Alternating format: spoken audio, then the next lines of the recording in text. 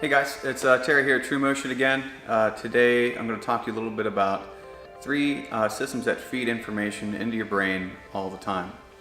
The first one I want to talk about is your visual system. This system is the top of the hierarchy. It's the number one system that's always feeding information into your brain. Some issues that can occur with your visual system is that if you don't see well, you're probably not going to move very well either. If you are unable to see things coming at you correctly, you probably can't really catch a ball very well. And there's a long list of them, but the second system that we want to talk about is the vestibular system, which is your balance system. If this system isn't firing very well, it's harder for your brain to figure out where you're kind of moving in space, and it can actually have a large effect on your coordination. And finally, our third system would be our proprioceptive system, which is all of our joints, muscles, and even our skin, which a lot of people don't pay attention to. But for today, we're going to work on the proprioceptive system, and we're going to talk about your ankles. All right. If you've had ankle sprains in the past, multiple ankle sprains, like I personally have had plenty of ankle sprains on my left ankle, and over the years I kind of neglected it. I didn't really treat it as well as I should have. And as a consequence, it affected how I ran for the most part.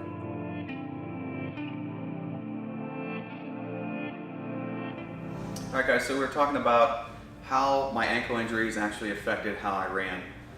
Basically, I was lacking a lot of input coming from my ankle going to my brain.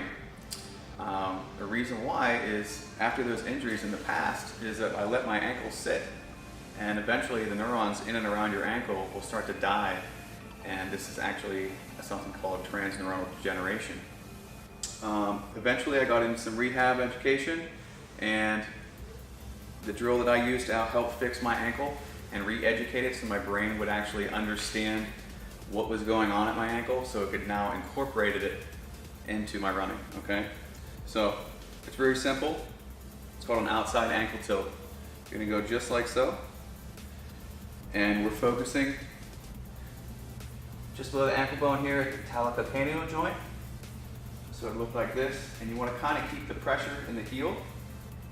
Keep a nice long spine so we get good input going up through the back into your cerebellum so your brain can interpret good information, and you can rewire that mapping of your ankle. Now, as I continued with the ankle mobility drills, I noticed that my running became more and more relaxed. I had less tension while I was running, and what this really means is that my brain felt more comfortable. Okay, so it let me relax more while I was running. The ankle was no longer an issue. It wasn't a threat to my brain. If your brain is lacking input, it will make you more tight. It'll give you tight hamstrings. You'll have a higher level of stress throughout the day. And over time, as I educated my ankle again, my threat level basically went down. So this makes me more efficient when I run. I can run longer and faster. I can burn more calories. And if my goal is to lose body fat, it becomes a little bit easier. It also has a large effect on my hormones, specifically my stress hormones. That being said, I just want to go over one more quick ankle drill here. So here, it's called an outside toe pull, just like so. Nice long spine. You're going right above the cuboid here. You're going to bend the right knee, open up the outside of the ankle. This is specifically the position that I was in when I hurt my ankle.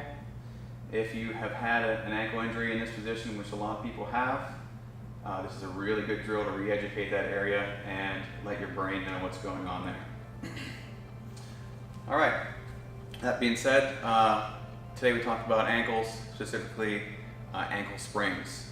If you've had an ankle sprain, these drills will help you out big time. They will make your ankle more mobile. You'll be able to take in better force through the ground, and I can almost guarantee you that your run time will drop because you'll be spending less energy while you're running. Your body won't be working against itself. Thanks for tuning in to True Motion, and happy training.